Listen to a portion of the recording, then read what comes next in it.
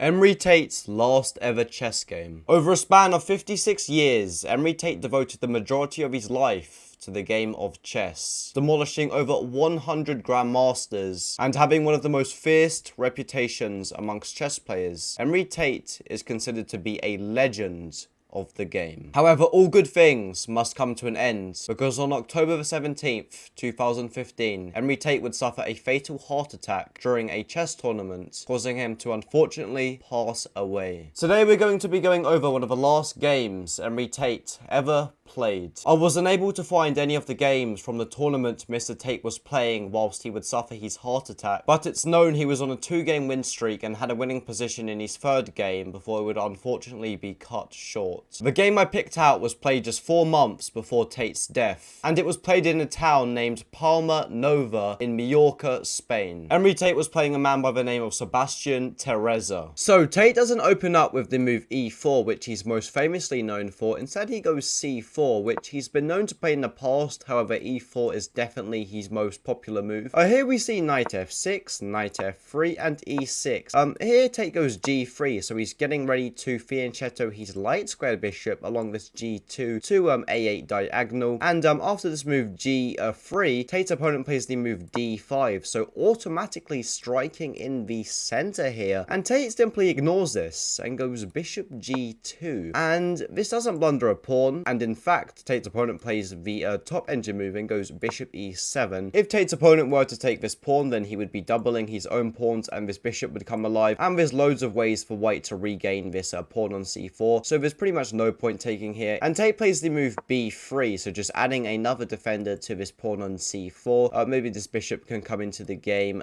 this way. And after the move b3, we see the move c6, so here black has kind of created the cone of death. The strategic idea behind the cone of death is to counterattack white's light squared bishop, as this light squared bishop isn't that potent anymore, as black has got this nice fortress to block it. So as you see, the war games have already started, and here Tate castles his king, as king safety is the #1 principle in chess, and black follows with castles as well. And here Tate transposes into one of the main lines of the Catalan and plays the move d4, and after knight b to d7, this position has been reached over 1,450 times. And the Catalan opening is played by some of the best players in the world: Magnus Carlsen, Hikaru Nakamura, myself, so you can only imagine how good this opening is. And here Tate plays a very thematic move in this opening and goes queen c2. And there's a couple ways for black to continue here. Moves like b6, even b5, knight e4 is an idea, but instead we see the positional move, and rook e8 is played. And this move rook e8 has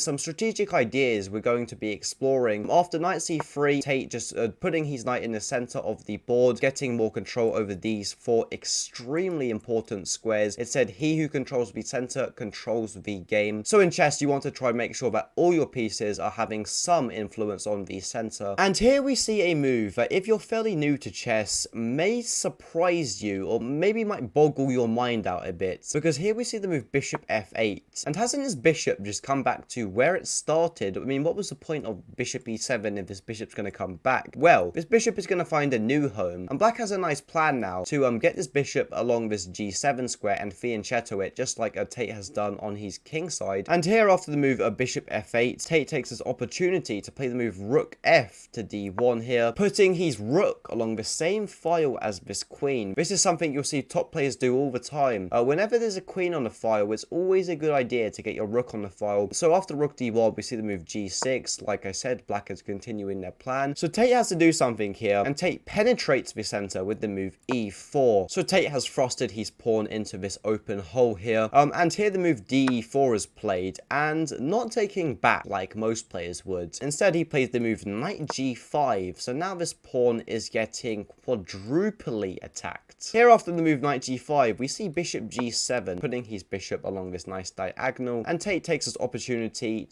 to use this knight that's not really doing anything here. And the whole reason of moving it to g5 was to take back this pawn on e4. So as you see, Tate has got this knight, what was actually on the f3 square. He's got it onto the e4 square, but now this bishop is more open. So Tate just improving his position. And here Emory's opponent has realized something. His queen is still along the same file as this rook. So here he plays the move queen c7, which walks into the fairly intuitive move by Tate, a bishop f4. Just developing with tempi here. The move e5 was played trying to counterattack after d5 and knight e5. But the problem is this knight is pinned now and it can't move, or the queen hangs. And here Tate has good control of the d file. Notice how this is one of the only open files on the board, and Tate has control of it. That's something you'll see top players do all the time. Watch a couple of my games and you won't see that. But here we see the move knight d6. If this rook were to move to the d8 square, then this knight hangs. So this rook has to stay along this file and decides for e7 here. And after this, Tate plays a prophylactic move and goes h3 here. And now this queen is still in danger. It's walked from being in danger from a file to being in danger from my diagonal. So it tries to get off this diagonal and goes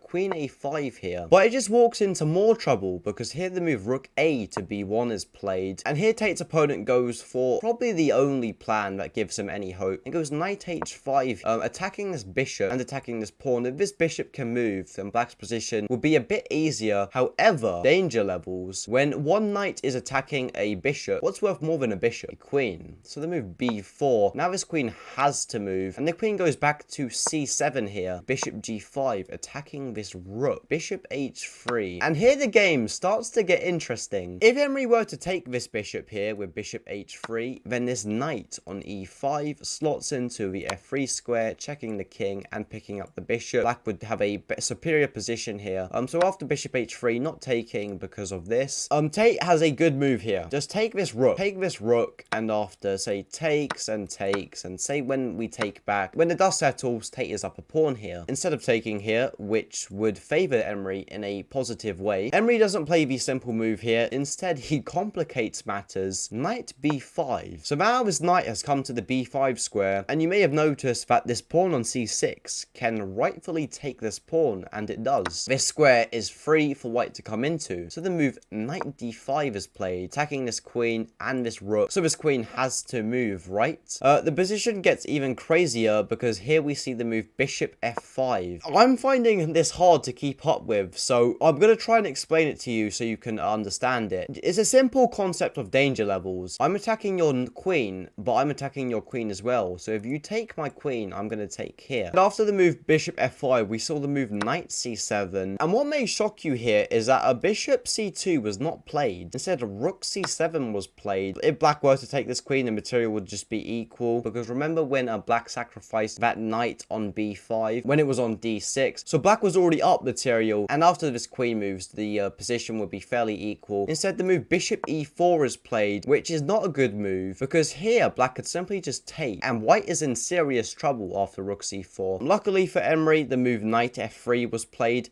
Check, attacking this king and attacking this bishop. I should mention that Tate is up 2 pieces on material here. So after king g2, not taking this knight by the way, because that would lose your queen. So after king g2 and bishop e4, queen e4 and knight g5, Tate's opponent is actually up 1 piece of material here, and the position is fairly equal. The engine slightly prefers black here, but the position is very imbalanced, and when the position is imbalanced, there's always hope. So here the move queen d5, Tate slides out of danger and also attacks this knight. Here the move knight e6, and now queen b5. We see a bishop d4, we see c5 and a5. So black really undermining a white here. After the move queen c4, the move b5 is played, which may be a bit of a surprise because what's the idea here? After queen b5 and a b4, white does not take back, instead saves his pawn on c5, which may become a queen, and plays the move c6, also setting a deadly trap because here Tate's opponent plays the move rook a2, and you can try pause the video and find out why this is a gigantic blunder and find the move Tate played to make his opponent resign. So I'll let you pause the video. The move is rook d4, and after this Tate's opponent resigned. The idea is if this rook is retaken, then after the move